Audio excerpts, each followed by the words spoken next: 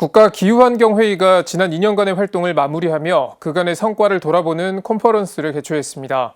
오는 5월 탄소중립위원회 발족에 따라 활동을 종료하면서 마련된 자리인데요. 반기문 국가기후환경회의 위원장은 이 자리에서 정책의 연속성과 기후위기 극복을 위한 과감한 혁신을 강조했습니다. 장현민 기자가 보도합니다. 지난 2019년 4월 미세먼지 문제 해결을 위해 발족한 국가기후환경회의. 2년간 미세먼지 정책을 컨트롤해온 국가기후환경회의는 다음 달 탄소중립위원회 설치를 앞두고 오는 28일 활동을 종료합니다. 국가기후환경회의는 활동 마무리를 앞두고 지난 성과와 과제를 돌아보는 컨퍼런스를 개최했습니다. 반기문 국가기후환경회의 위원장은 지난 2년에 대해 기후위기 극복에 희망을 찾는 기간이었다고 평가했습니다. 반 위원장은 이어 코로나19와 기상이변을 겪으며 기후위기가 인간 실존의 문제임을 깨달았다며 근본적 해결을 위한 혁신이 필요하다고 강조했습니다. 지난 2020년 우리는 코로나19 팬데믹과 기상이변을 겪으면서 기후위기가 인간의 삶과 직결되는 실존의 문제임을 깨닫게 됐습니다.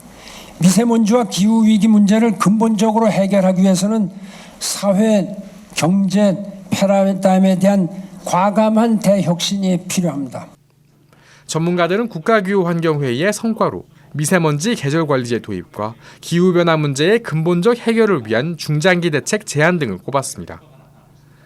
계절관리제는 미세먼지 농도가 높은 기간 동안 차량 이부제, 미세먼지 집중관리구역 운영 등을 시행하는 제도입니다. 김순태 아주대 교수는 계절관리제를 통해 국내 배출 저감 잠재력이 예상보다 높다는 것을 확인할 수 있었다고 분석했습니다. 김 교수는 그 근거로 지난해 12월 국외 초미세먼지 유입은 늘었지만 국내 배출량이 줄면서 평균 농도가 한 해 전 같은 기간보다 2.3 마이크로그램 감소한 것을 제시했습니다. 국민정책참여단 운영 등 참여적 거버넌스를 지향한 점도 성과입니다. 이영희 가톨릭대 교수는 국가기후환경회의가 국가정책의 사회적 정당성과 수용성을 높이는 모범 사례를 보여준 것으로 평가했습니다. 앞으로 탄소중립 정책을 지휘할 탄소중립위원회의 역할을 강조하는 목소리도 나왔습니다. 탄소중립위원회는 현재 여러 부처로 나뉘어 있는 탄소저감 정책 관리 및 정책 집행 권한을 한 곳에 집중시킨 범정부 정책 추진기구입니다. 윤순진 서울대 교수는 현 경제는 탄소 경제를 기반으로 유지되고 있는 만큼 법, 제도, 정책, 행정체계의 대전환이 필요하다며 탄소중립위의 역할을 강조했습니다. 반기문 위원장 역시 탄소중립위의 성공을 위해선 모두의 협조가 필요하다고 당부했습니다. 이 세대에 살고 있는 우리 모두의 도의적이고 또 정치에 관련하신 분들은 정치적인 책임이다. 이런 점을 말씀드리겠습니다.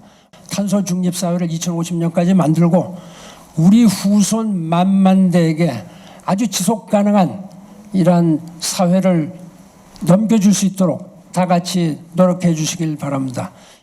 반 위원장은 이어 기후위기 극복을 위해선 지속가능하고 안정적인 추진력이 필요하다며 정책의 연속성을 이어가야 한다고 강조했습니다. CPBC 장현민입니다.